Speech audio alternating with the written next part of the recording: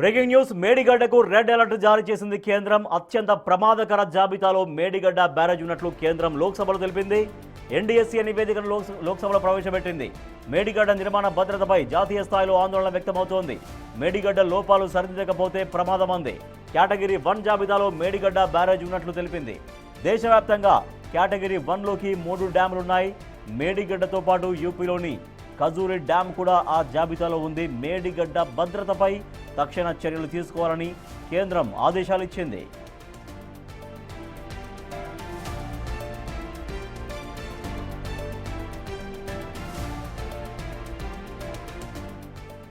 కాళేశ్వరం ప్రాజెక్టులోని కీలకమైన barrage Medigadda barrage. Medigadda బ్యారేజ్కు రెడ్ అలర్ట్ జారీ చేసింది కేంద్రం. డేంజర్లో మేడిగడ్డ బ్యారేజ్ ఉందని కేంద్రం స్పష్టం చేసింది. అత్యంత ప్రమాదకర జాబితాలో మేడిగడ్డ బ్యారేజ్ ఉన్నట్లు కేంద్రం లోక్సభలో తెలిపింది.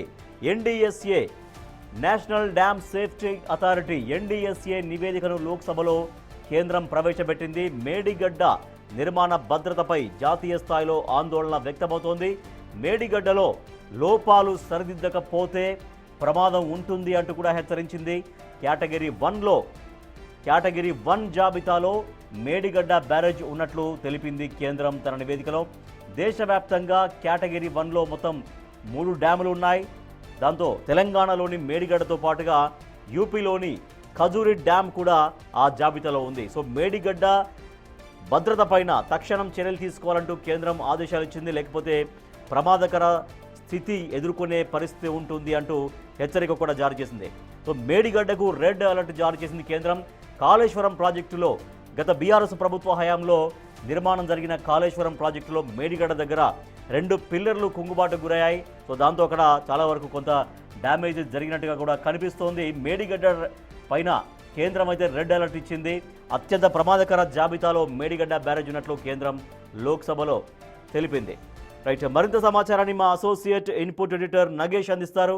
నగేష్, మేడిగడ్డను రెడ్ అలర్ట్ జారీ చేసింది కేంద్రం. మేడిగడ్డ అనేది చాలా ప్రమాదకర స్థితిలో ఉంది. దీన్ని బాగు చేయకపోతే చాలా ఇబ్బందులు ఎదుర్కొంటాయని ఎన్డీఎస్ఏ రిపోర్టు సంబంధించి కేంద్రం లోక్సభలో చెప్పినటువంటి అంశం. సో మేడిగడ్డ అనేది ఇప్పుడు ఎంత ఆవశ్యకంగా కనబడుతుంది దానికి రిపేర్లు చేయడం అనేది. సో ఫర్దర్గా దీంట్లో ఎట్లా ముందుకు వెళ్ళే అవకాశం కనిపిస్తుంది కేంద్రం రెడ్ అలర్ట్ జారీ చేసిన నేపథ్యంలో? కేంద్ర ప్రభుత్వం ఒక ఎంపీ అడిగిన ప్రశ్నకు మాత్రం లోక్సభలో సమాధానం చెప్పింది. కేంద్ర జలశక్తి శాఖ ఒక రిపోర్ట్ని బయటకు విడుదల చేసింది. దేశవ్యాప్తంగా బ్యారేజీలపైన నివేదికను తయారు చేశారు. అందులో 3 బ్యారేజీలు ప్రమాదకర స్థాయిలో ఉన్నట్టుగా వాళ్ళు గుర్తించారు. అందులో మేడిగడ్డ బ్యారేజ్తో పాటు ఉత్తరప్రదేశ్లోని లోయర్ ఖజూరి డ్యామ్, అలాగే జార్ఖండ్ బొకర్లో ఉన్న బ్యారేజ్ కూడా ప్రమాదకర జాబితాలో ఉందని చెప్పి ఆ నివేదికలో వెల్లడించారు. ఎందుకంటే మేడిగడ్డ అనేది గత బీఆర్ఎస్ ప్రభుత్వంలో నిర్మించారు. అదే ఇష్యూలో ఆ ప్రభుత్వము దాదాపుగా అందులో ఓడిపోయిన పరిస్థితి. తదుపరి మేడిగడ్డకు సంబంధించిన నిపుణుల కమిటీ బృందం కూడా పలుసార్లు మేడిగడ్డకు వచ్చింది, పలుసార్లు కూడా అక్కడ తనిఖీలు చేపట్టింది.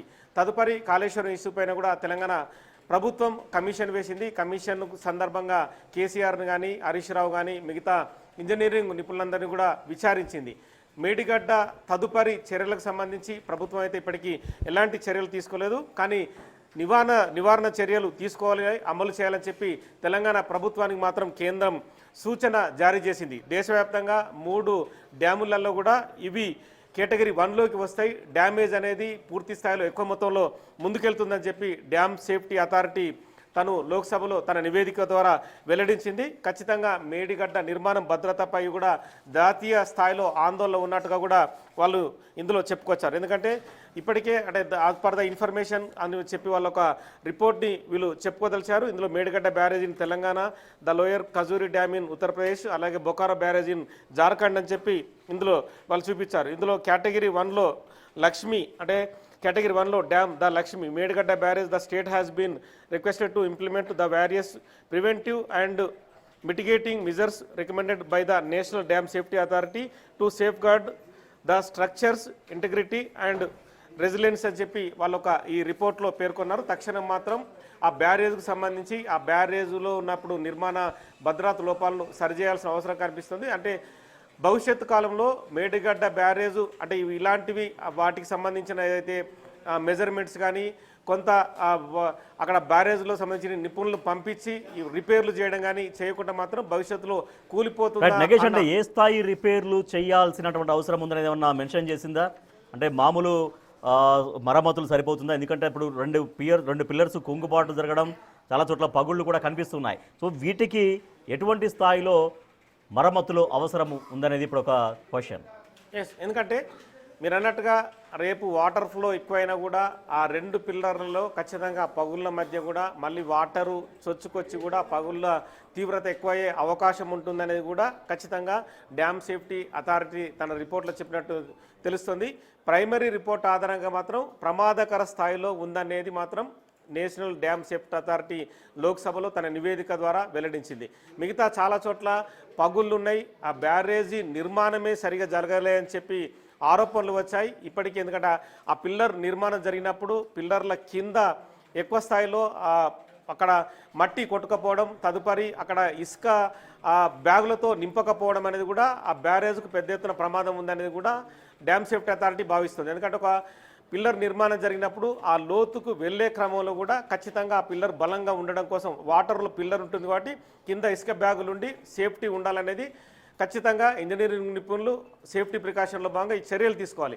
కానీ వాటర్ ఫ్లో ఎక్కువైన సందర్భంలో కూడా అక్కడ ఇసుక బ్యాగులు కొట్టుకపోవడం, తదుపరి నిర్మాణ లోపంలో భాగంగా పిల్లర్లే డైరెక్ట్గా అందులో పగుళ్ళు రావడం, అంటే అప్పుడు మరి ఇసుక కాంక్రీట్ కానీ వాళ్ళు వాడిన ఏదైతే మెటీరియల్ ఉందో ఆ మెటీరియల్కి సంబంధించి కూడా ఖచ్చితంగా సరిగా వాడలేదా అన్న అనుమానాలు కూడా వ్యక్తమయ్యాయి. అది పూర్తిగా ఉపయోగంలో లేకుండా ఉందనేది తెలంగాణ ప్రభుత్వం చెప్తుంది. ఎందుకంటే అది ఉపయోగంలోకి తీసుకొస్తే కనుక పూర్తిగా కూలిపోయే ప్రమాదం ఉందని చెప్పి భావించి కంప్లీట్గా ఓపెన్ చేసి వాటర్ని వెళ్ళిపోయే విధంగానే ప్రస్తుతం చేస్తున్నారు. అందులో మిగతా సంబంధించిన ఇంజన్స్ కానీ అక్కడ పనిచేసే ఏవైతే ఉన్నాయో వాటర్ టర్బైన్లు కానీ అవన్నీ కూడా ఇప్పుడు నిరుపయోగంగా ఉన్నాయని చెప్పచ్చు. ఎందుకంటే ఇప్పటికే ఆ టర్బైన్ల ద్వారా ఎత్తిపోతల నీళ్ళు అయితే ఖచ్చితంగా బయటకు పోయాలి. తదుపరి ఆ నీళ్లు నెక్స్ట్ బ్యారేజ్కి రావడం, తదుపరి సుందిల నుంచి అది కంటిన్యూగా సిద్దిపేటకు రావడం, ఇవన్నీ కూడా కంటిన్యూ జరుగుతుంటాయి. కానీ మేడిగడ్డ అనేది ఇప్పటికి నిరుపయోగం ఉంది. కానీ ఆ నిరుపయోగంలో ఉన్న 1,00,000 కోట్ల ప్రాజెక్ట్ని ఖచ్చితంగా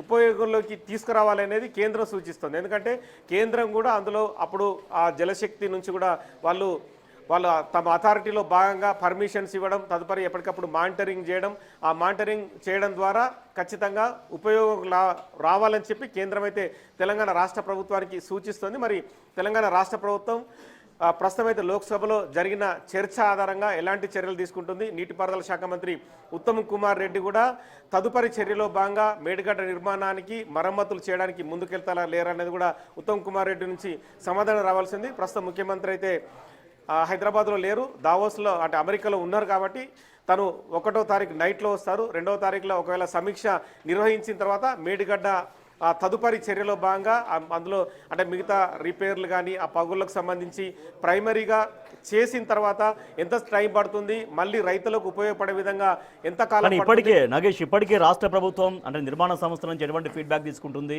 ఎల్ఎన్టీ నుంచి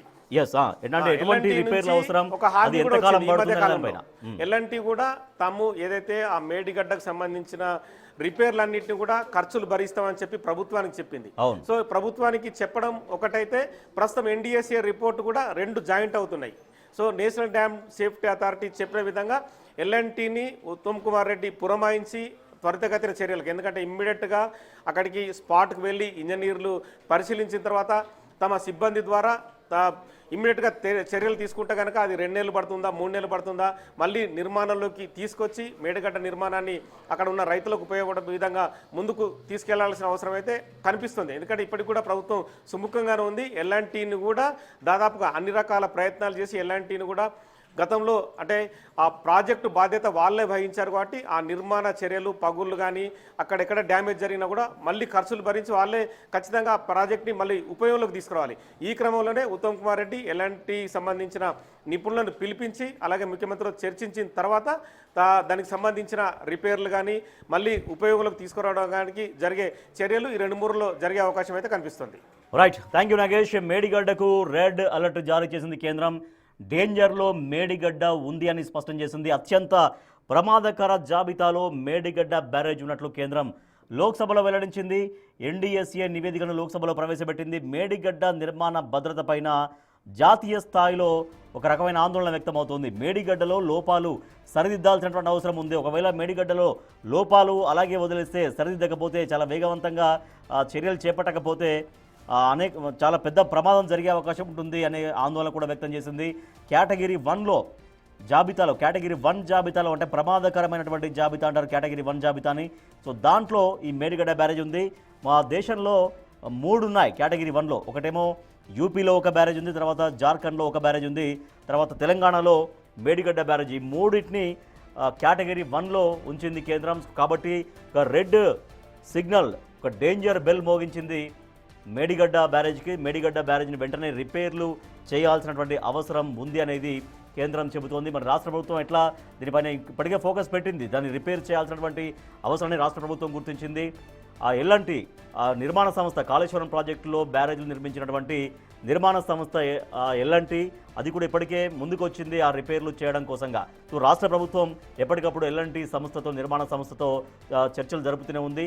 సో దాంతోపాటు ఇప్పుడు కేంద్రం నుంచి కూడా ఒక రకమైన డేంజర్ సిగ్నల్ వచ్చింది. కాబట్టి దాన్ని వీలైనంత త్వరగా మరమ్మతులు చేయాల్సినటువంటి అవసరం ఉంది. మరి దీంట్లో రాష్ట్ర ప్రభుత్వం ఏ రకంగా ముందుకు వెళ్తుందో చూడాలి.